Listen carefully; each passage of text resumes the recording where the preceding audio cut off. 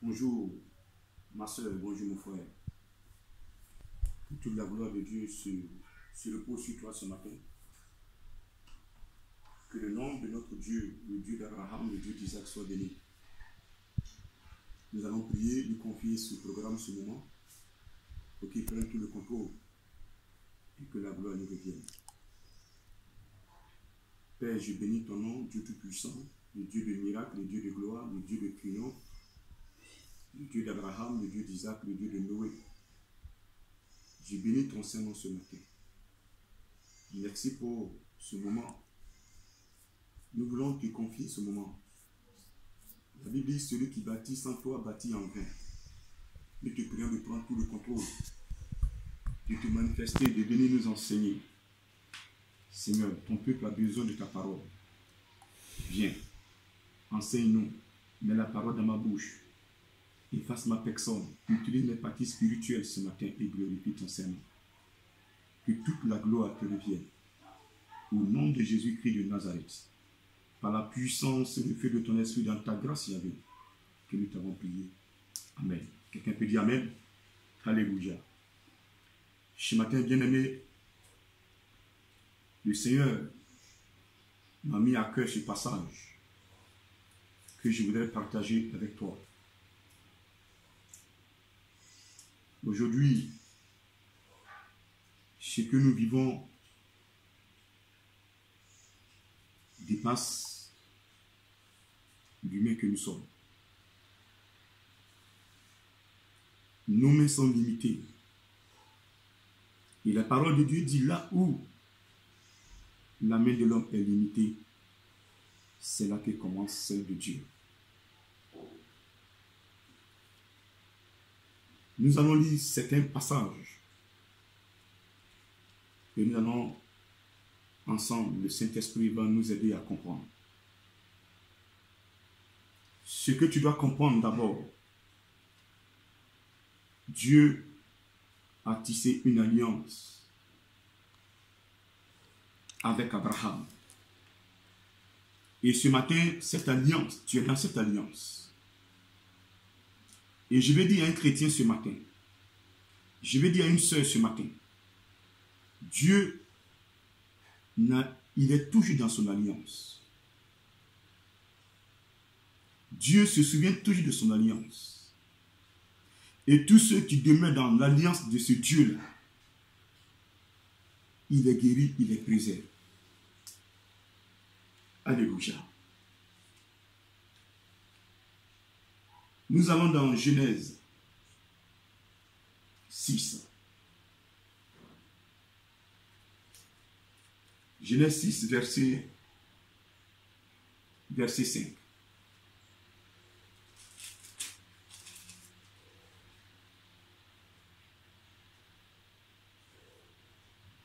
Je lis la parole. L'Éternel vit. Non.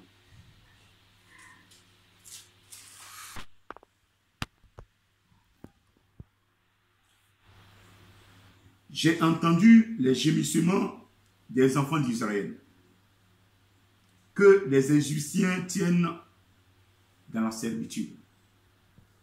Et je me suis souvenu de mon alliance. Ce matin, le Seigneur me dit de te dire qu'il s'est souvenu de son alliance. Il a entendu nos gémissements. Il sait qu'aujourd'hui, une pandémie nous tient captifs. Tient captifs ses enfants, ses créatures. Et il veut se souvenir de cette alliance. Il a déjà même fait le travail. Mais il mérite de rappeler qu'à cause de cette alliance, il va encore davantage libérer. Il va encore davantage se glorifier. Mais qu'est-ce qui s'est passé pour que nous soyons dans le gémissement? Qu'est-ce qui s'est passé pour que nous puissions pleurer? Qu'est-ce qui s'est passé? Et je vais conclure que nous sommes tous fautifs. Enfants de Dieu. Nous, les enfants de Dieu, nous sommes fautifs. Lorsque nous parcourons Genèse 1, verset 26, puis Dieu dit, faisons l'homme à notre image, selon notre ressemblance, et qui domine sur les poissons de la mer, sur les oiseaux du ciel, sur le bétail, sur toute la terre et sur tous les reptiles qui rampent sur la terre. L'homme a été créé à l'image de Dieu. Tu as été créé à l'image de Dieu. Répète, j'ai été créé à l'image de Dieu. Moi qui te parle, j'ai été créé à son image. Nous avons tous été créés à son image, à l'image de Dieu. Il nous a créés selon sa ressemblance, pour que nous dominions la terre. Nous sommes image de Dieu sur la terre. Dieu nous a bénis. Il nous a demandé d'être féconds, de remplir la terre, de le dominer, de la dominer, de dominer les poissons, les oiseaux du ciel, sur tous les animaux.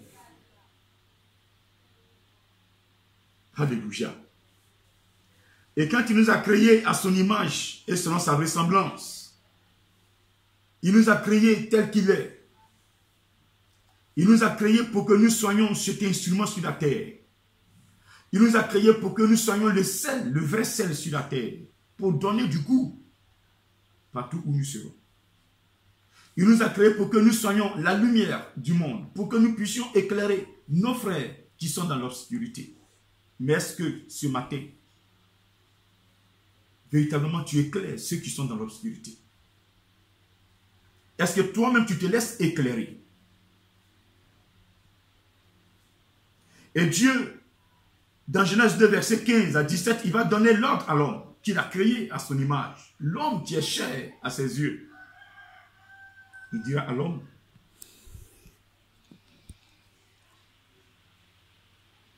l'Éternel Dieu prit l'homme et le plaça dans le jardin d'Éden pour le cultiver et pour le garder. L'Éternel Dieu donna cet ordre à l'homme. Tu pourras manger de tous les arbres du jardin, mais tu ne mangeras pas de l'arbre de la connaissance du bien et du mal, car le jour où tu en mangeras, tu mourras. Le Seigneur a bien dit que le jour où tu en mangeras, tu mourras. Le Seigneur Dieu a créé l'homme à son image, selon sa ressemblance. Et qu'est-ce qu'il a fait? Il a mis l'homme dans un jardin. Un jardin que lui-même il a pris le temps de créer. Un jardin qu'il a pris le temps de façonner. Un jardin dans lequel l'homme serait libre, serait heureux. Un jardin dans lequel l'homme serait tout à fait libéré. Où l'homme va apprendre à connaître ce Dieu-là. L'homme va apprendre à marcher avec ce Dieu. Dans ce jardin.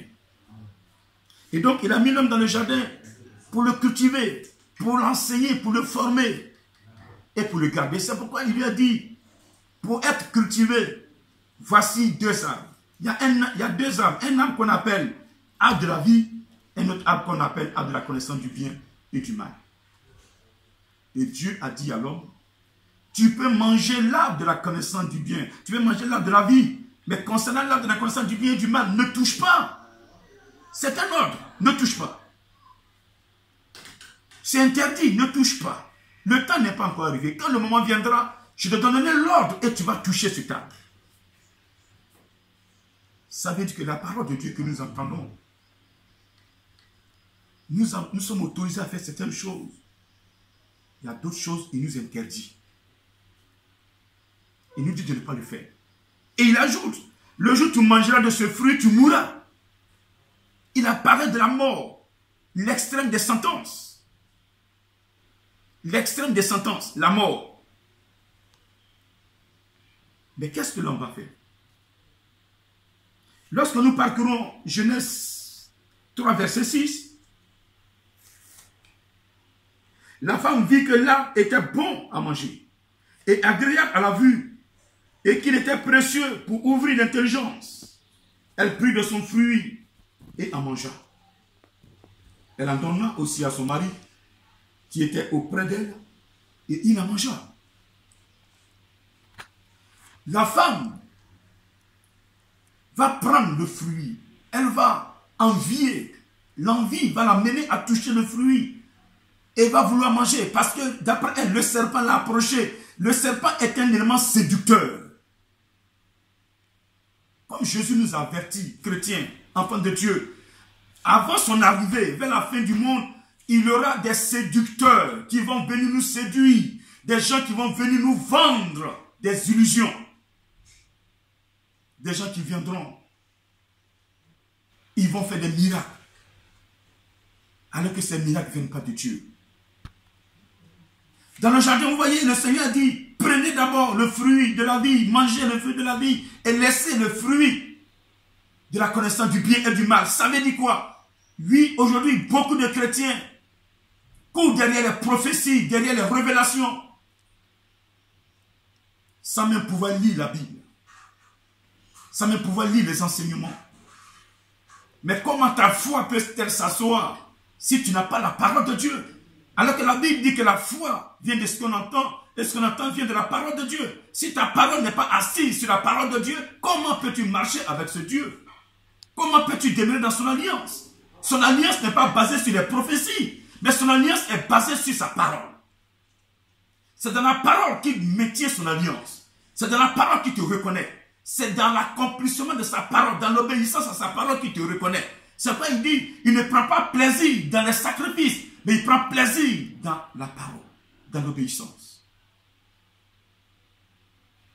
Ce matin, je dis, ce qui nous arrive, chrétiens, nous sommes coupables. Et mon thème de ce matin, comme nous sommes coupables, nous devons racheter notre temps. Nous devons lui demander pardon par la repentance. Troisième vérité fondamentale. Troisième vérité fondamentale. Nous allons utiliser cette vérité pour revenir à lui. Parce que ce Dieu-là, il n'aime pas le pécheur, mais il aime le pécheur qui se repent. Il n'aime pas le péché, mais il aime le pécheur qui se repent. Quel que soit ce que nous avons fait, si nous revenions à lui, nous nous confessons sincèrement, nous nous confessons sans mentir, parce qu'il y a des confessions dans lesquelles nous mentons. Si nous confessons sans mentir, ce Dieu-là, il va nous pardonner. Il va nous pardonner. Et il va guérir notre pays. Il va guérir le monde. Parce que c'est nous qui avons pollué le monde. Le jardin là, c'est le monde dans lequel Dieu nous a mis. Il nous a mis dans son plan. Il nous a mis dans sa parole. Mais qu'avons-nous fait de cette parole? Nous avons fait notre volonté. La femme aujourd'hui a mangé le fruit interdit. La parole de Dieu, quand tu prends Exode 20, à partir du verset 1, je suis l'Éternel ton Dieu qui t'ai fait sortir de l'Égypte. Souviens-toi de ce jour merveilleux où je t'ai porté sur mes ailes. Écoute-moi bien ce matin. Et il te parle. Il continue, il te dit, tu n'auras pas d'autre Dieu devant ma face. Tu n'auras pas d'autre Dieu devant ma face. Tu ne feras pas d'image taillée. Tu ne te prosterneras point devant ces images-là. Tu ne leur donneras point de culte. Tu ne tueras point. Tu ne voleras point. Tu ne mentiras point. Honore ton père et ta mère. Moi, Dieu, je suis un Dieu jaloux qui punit l'iniquité des pères jusqu'à la 3e et la 4e génération de ceux qui me haïssent.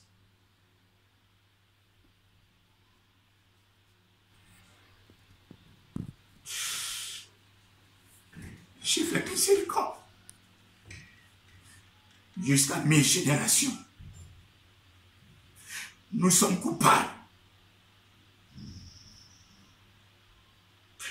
Nous sommes coupables de ce qui nous arrive. Est-ce que ce matin tu es conscient que tu es coupable? Et qu'il est temps que tu rachètes ton temps en te confessant sincèrement, en revenant à lui. Le Dieu que tu adores, il n'est pas méchant. Il ne tue pas son enfant. Regardez.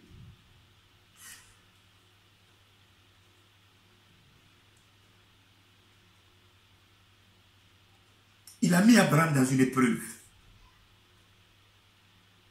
Et il va demander à Abraham, cette année, je ne veux pas d'agneau, mais c'est ton fils que je veux que tu sacrifies. Abraham était surpris. Il dit, lequel des fils? Et Dieu lui dit, mais quel est cette question que tu me poses? Je parle d'Isaac. Ismaël n'est plus avec toi. Je parle de ton fils qui est dans ton cœur. Abraham va obéir. Au moment où il était prêt à sacrifier son fils, un ange va interpeller Abraham. Abraham. Abraham. Abraham.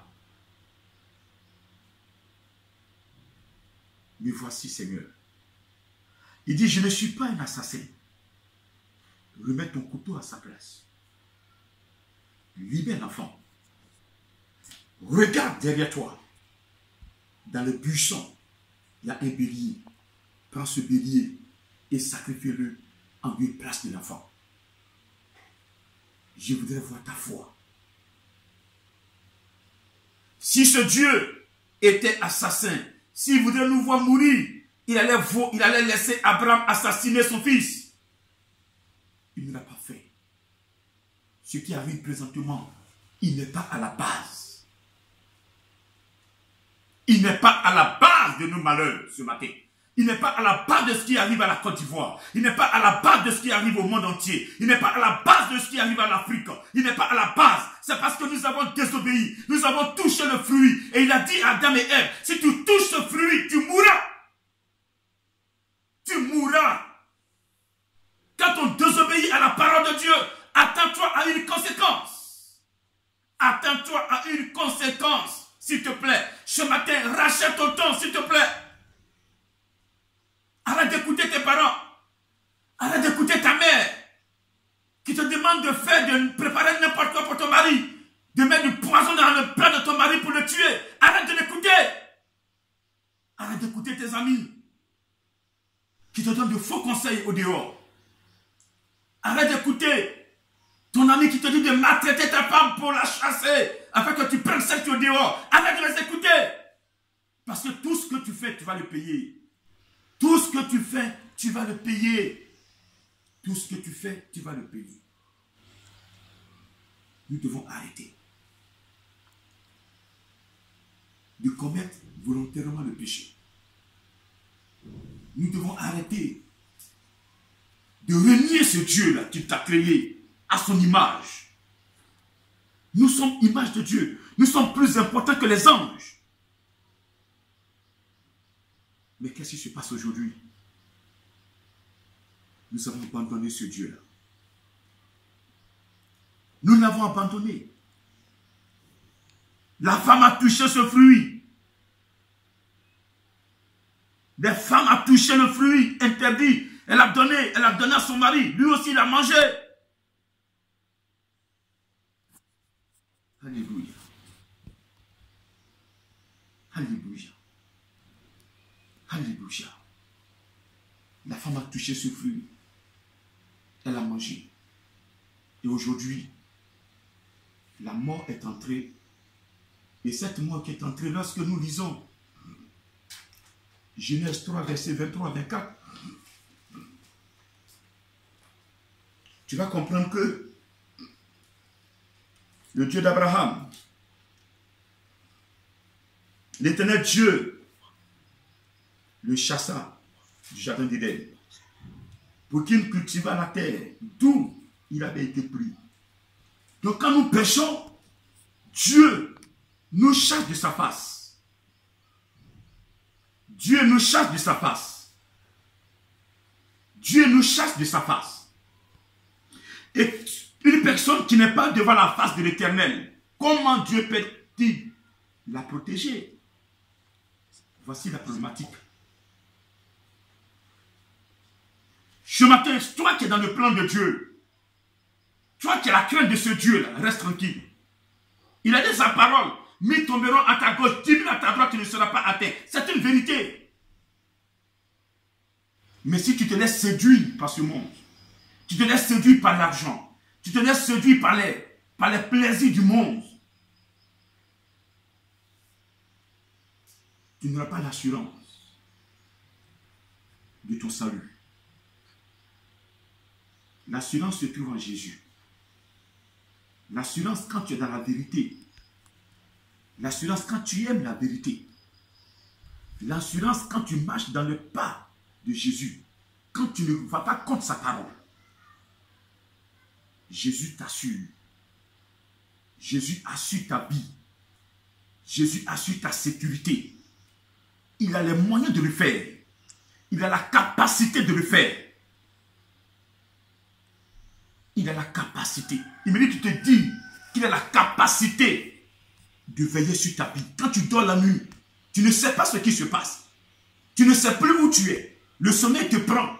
Tu te réveilles le matin, tu t'apprêtes, tu vas au travail. Mais tu ne sais pas ce qui s'est passé la nuit. L'ennemi, quelle était sa position? Quel plan l'ennemi a-t-il fait dans ta vie? Tu ne sais pas. Mais le Seigneur t'a toujours préservé. Parce qu'il t'aime. Parce que tu es son image. Parce qu'à cause de l'alliance, il t'a toujours préservé. À cause de l'alliance, regardez. Il a entendu le gémissement. Les gémissements de ses enfants en Israël. En Égypte du moins.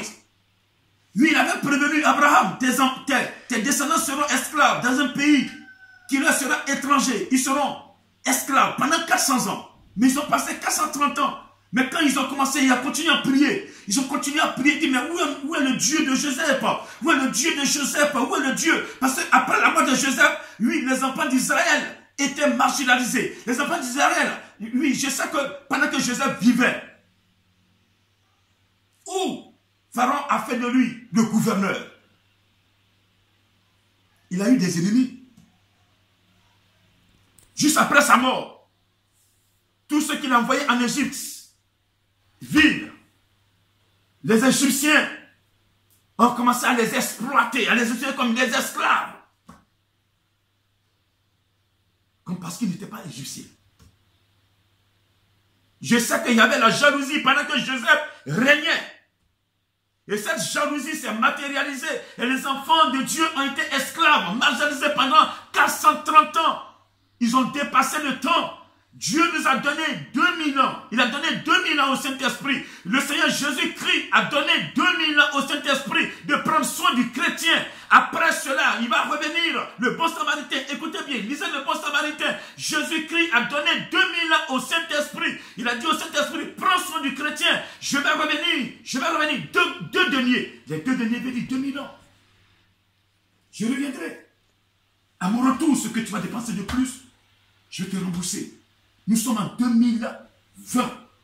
Nous avons fait 20 ans de plus. La venue de Jésus-Christ n'est pas loin.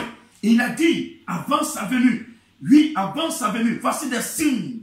Quand il va pleuvoir, vous avez des signes. Nous avons les nuages, le ciel devient nuageux. Nous attendons qu'il va pleuvoir. Nous disons, il va pleuvoir parce que le ciel est nuageux. Jésus a dit avant son arrivée, il y aura des catastrophes naturelles. Il y aura des choses horribles qui vont dépasser l'entendement humain. Il y aura des événements qui vont dépasser les hommes. La sagesse humaine ne peut rien. Seule la sagesse de Dieu pourra nous aider. Nous avons pris des mesures. Je vous demande de respecter ces mesures pour ne pas que nous contaminions les autres. Mais en plus de ces mesures, chrétiens, je veux que tu te lèves et pries. Parce que certains profitent de ces mesures pour dire, oh, je n'ai plus le temps d'aller, je ne vais plus à l'église. C'est la fin du monde. Matin, il se réveille, c'est des films qu'il regarde. D'autres nous sont fâchés parce que nous sommes confinés à la maison. La plage aussi, il n'y a plus de plage. Il dit, oh, mais mal. S'il y avait la plage, on devait confiner à la maison et puis laisser les gens aller à la plage. J'allais partir à la plage avec ma famille. Parce qu'il ne veut même pas aller à l'église avant. Ou l'obliger. C'est de toi que je parle ce matin. Il est temps que tu changes. Il est temps que tu prennes conscience. Que quand tu dis tu es en Jésus-Christ, tu dois faire sa volonté. Nous sommes images. Adam et Ève étaient images. Mais ils ont désobéi. La mort est entrée. Cette mort-là, elle peut être physique comme spirituelle. Elle est physique quand nous voyons ce que nous vivons présentement. Une maladie qui t'attaque. En moins de 48 heures, 72 heures, des morts par jour, des milliers de morts. C'est du jamais vu. Enfants de Dieu, nous devons prier. Lorsque Pierre est en prison et que le peuple de Dieu est en train de prier, les chaînes se sont brisées. Aucune malédiction ne peut résister à la prière. Aucune malédiction. Si les enfants de Dieu s'unissent et prient, le Dieu d'Abraham va se souvenir de son alliance. C'est de ça que je parle ce matin. Nous devons prier, nous devons nous lever et prier comme un seul homme. Demander à Yahvé que nous sommes en train de mourir. Qu'il se manifeste. Qu'il se glorifie. Comme il a fait au temps du Pharaon. C'est vrai, ce n'est pas le même contexte. Oui, je ne dis pas le même contexte parce qu'au temps de Pharaon, les enfants d'Israël, ce n'est pas comme ils ont péché pour qu'ils soient esclaves. Ils n'avaient pas péché. Mais nous-mêmes, nous avons péché. Aujourd'hui, quand un pasteur officie l'homosexualité, qu'est-ce qu'il attend au retour de Dieu? Quand deux femmes se marient légalement, qu'est-ce que vous attendez de ce Dieu? Quand deux hommes se marient, qu'est-ce que vous attendez? Lorsque Dieu a créé le jardin d'Éden, est-ce qu'il a mis deux femmes dans le jardin d'Éden ou il a mis deux hommes? Il a mis une femme et un homme. Il n'a pas mis deux hommes, il n'a pas mis deux femmes. Il a mis une femme et un homme, un mâle et une femelle, pour qu'il leur a dit de procréer, de remplir la terre.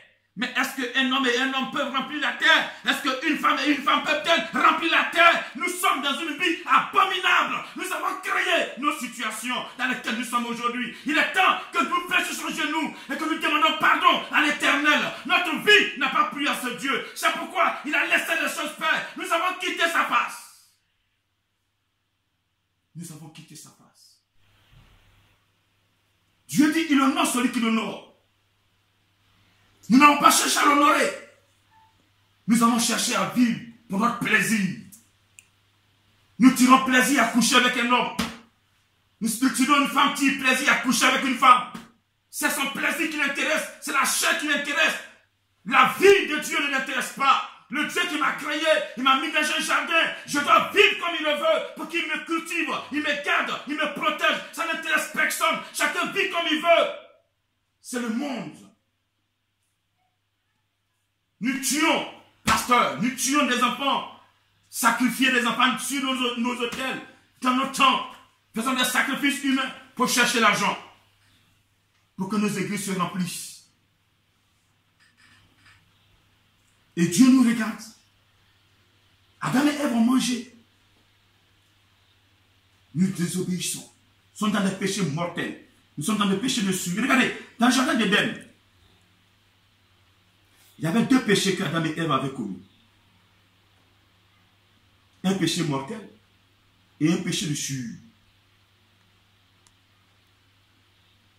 Le fait que le serpent approchait la femme, il a dit à la femme que si vous mangez de ce fruit,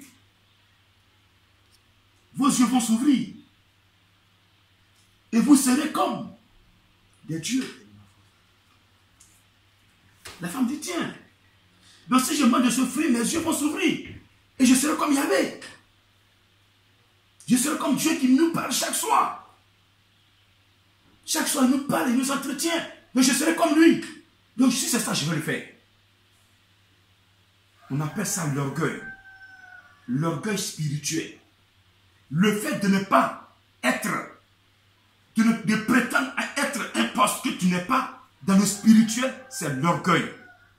On appelle ça orgueil spirituel. Et c'est un péché mortel. Tu n'as pas atteint un titre spirituel, tu le prends, c'est un péché mortel. C'est un péché mortel. Le fait de désobéir à Dieu, parce que Dieu a dit ne mangez pas, ne touchez pas. Le fait de désobéir et de toucher, c'est un péché de souillure. Donc il y a eu deux péchés. Certains disent que parce que Adam et Ève, Adam a couché avec sa femme. Ce n'est pas ça le problème. Dieu a envoyé Adam. Il dit remplissez la terre, procréer.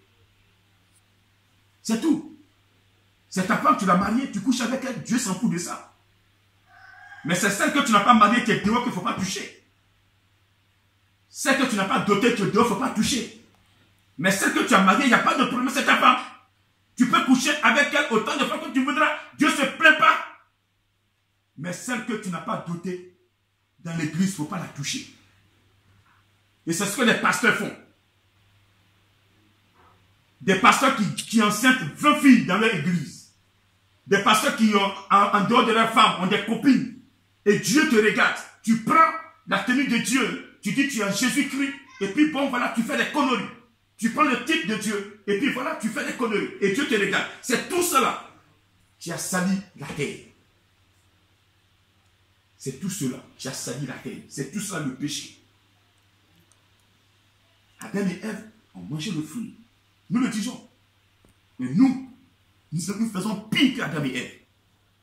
Nous faisons pire que ceux-là. Aujourd'hui.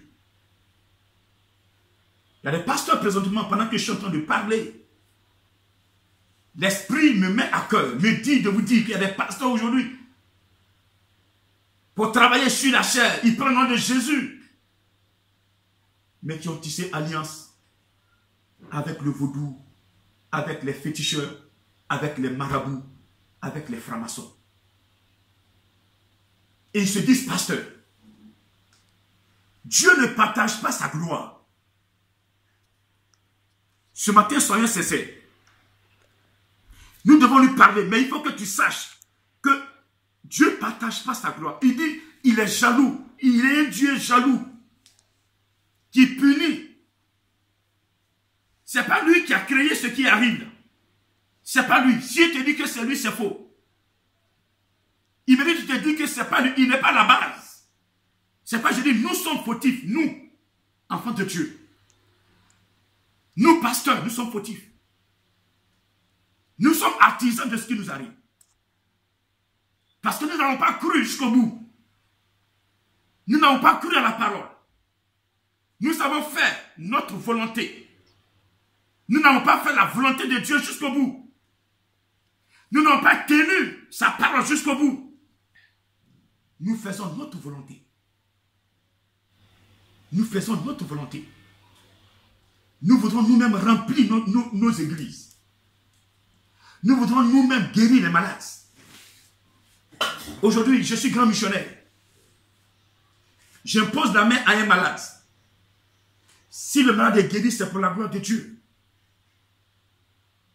Je n'ai pas besoin d'aller prendre un médicament ou de payer le malade, lui donner l'argent, de faire semblant qu'il est guéri. Je n'ai pas besoin de ça. Je n'ai pas besoin de ça. Des gens qui payent des fidèles et ils font des montages. Mais vous mentez sur Dieu. Vous mentez sur Dieu. Les temps sont très compliqués.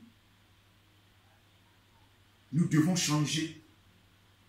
À partir d'aujourd'hui, là, nous devons changer. Nous devons changer. Nous devons changer. Est-ce que tu me comprends ce matin? Je te parle, ma soeur. Je te parle, mon frère. Là où tu es, que tu sois en Côte d'Ivoire, que tu sois au Ghana, que tu sois au Burkina, que tu sois au Mali, que tu sois au Japon, que tu sois en Afrique du Sud, que tu sois aux États-Unis, que tu sois en Inde, ce message, c'est pour toi. Nous avons un seul Dieu. C'est le Dieu d'Abraham. Il n'y a pas deux dieux sur la terre. Il n'y a pas trois dieux. Aujourd'hui, le caillou que tu adores, c'est vrai, tu l'appelles Dieu. Mais Dieu ne le considère pas comme Dieu. Le seul Dieu, c'est le Dieu qui a créé le ciel et la terre. Et ce matin, il m'envoie te dire que cette maladie, à cause de l'alliance qu'il a tissée avec Abraham, à cause de l'alliance qu'il a tissée avec Isaac, à cause de l'alliance que Jacob a préservée, lui, il a déjà détruit la racine de cette maladie.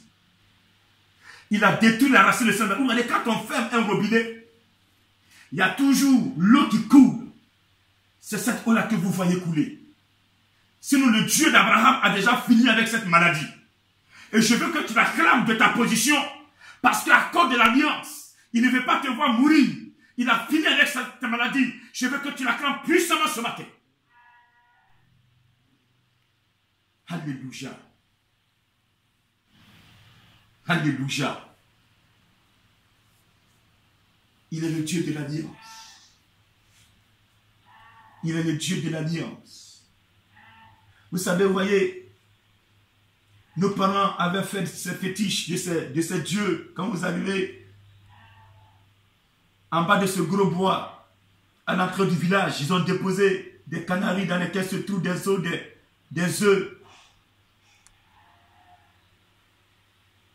Et ils prennent le temps à sacrifier des moutons, des poulets.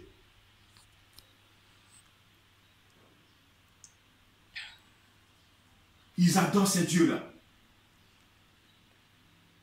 Mais ces dieux qu'ils adorent, je te dis ce matin, ne peuvent pas se comparer à ce Dieu que je prêche. Nous sommes coupables. Parce que nous sommes prostitués. Nous avons abandonné ce Dieu-là. Et nous sommes adorés ces dieux de montagne. Nous adorons les marigots. Nous adorons les cailloux. Nous adorons même des êtres humains. Il y a des jumeaux qui sont adorés aujourd'hui dans nos villages. Il y a des fleuves, des rivières qui sont adorées. Toi qui m'entends ce matin, oui, cette adoration ne peut pas te sauver. Cette adoration te fait quitter le plan de Dieu. Parce que Dieu, quand Adam et Ève ont mangé le fruit, Dieu les a chassés. Il a sécurisé le jardin d'Éden par une armée appelée chérubins. Pour ne pas qu'ils viennent avec leur péché mortel, contaminé. Parce que le péché mortel contamine. Toi, tu es chrétien. Peut-être que tu ne savais pas. Tu es chrétien. Et parce que tu fréquentes une personne qui est dans l'idolâtrie, une personne qui prend son temps à faire des sacrifices humains, des sacrifices de poulets, des sacrifices de moutons, une personne qui adore les marigots, qui adore les fleuves, une personne qui adore les cailloux, qui adore les bois, qui adore les forêts. Cette personne va te contaminer. Elle va affaiblir ton spirituel. Et quand tu commets ce genre de péché, ton âme n'est plus là. Quand tu dors la nuit, les songes que tu fais, tu vois les esprits de mort, tes parents qui sont morts, tes oncles qui sont morts, ta grand-mère qui est morte il y a des années, c'est elle que tu vois. Tes enfants qui sont morts, c'est eux que tu vois dans ton songe. Laisse-moi te dire ce matin, quand tu vois ces signes, ça veut dire que ton âme n'est pas sécurisée. Ce matin, nous devons abandonner ces pratiques. Nous devons revenir à lui. Parce que si tu te réponds ce matin, ça ne sert à rien de retourner encore dans ces choses. Ça ne sert à rien de retourner dans les pratiques, dans les adorations, dans les fétiches. Aujourd'hui, quand un chrétien est malade, il s'en va voir les guérisseurs. Mais qu'est-ce que Jésus ne peut pas faire aujourd'hui? Parce que tu ne crois pas que Jésus est ressuscité. Mais ce matin, il me dit de te dire qu'il est ressuscité, qu'il est vivant. Pendant que je suis en train de te prêcher, Si tu veux, il faut fermer les yeux. Servant de Dieu, c'est à toi je parle. Pendant que tu as les yeux fermés, tu vas voir une personne, une silhouette devant toi. Et tu verras, il va te montrer une silhouette. Et tu verras son sang couler dans ses paumes. Tu verras le sang sur lui. Il va te parler. Tu ne pourras pas tenir. Parce que je suis sincère ce matin. Je suis sincère. Nous sommes tous coupables. Nous sommes coupables. Nous n'avons pas servi ce Dieu comme il le voulait. Nous avons préféré servir des dieux. Dans l'église, nous avons invité les esprits impurs de nos églises. Un pasteur. Une fois, j'ai vu sur le Face un pasteur qui a été délogé dans son église par un féticheur. Parce que